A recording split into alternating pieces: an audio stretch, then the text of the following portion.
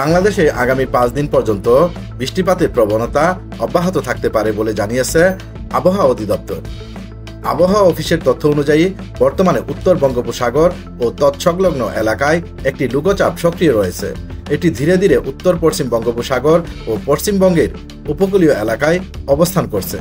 এছাড়া পূর্ব মধ্যপ্রসাগর ও তৎসংলগ্ন উত্তর বঙ্গোপসাগর এলাকায় আগামী 48 ঘন্টার মধ্যে আরেকটি নতুন লঘুচাপ সৃষ্টি হতে পারে।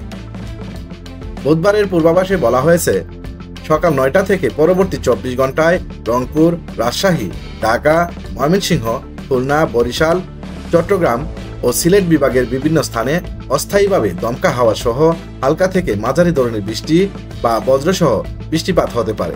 দেশের কিছু কিছু স্থানে মাঝারি ধরনের ভারী থেকে ভারী বর্ষণও হতে পারে। আগামী বৃহস্পতিবার সকাল 9টা থেকে পরবর্তী 24 ঘন্টার পূর্বাভাসে উল্লেখ করা হয়েছে, খুলনা, বরিশাল ও চট্টগ্রাম বিভাগের কিছু কিছু জায়গায় এবং রংপুর, রাজশাহী, ময়মনসিংহ, ঢাকা ও সিলেট বিভাগের 2-1 জায়গায় অস্থায়ীভাবে দমকা হাওয়া সহ হালকা থেকে মাঝারি ধরনের বৃষ্টি অথবা বজ্রসহ বৃষ্টিপাতের সম্ভাবনা রয়েছে।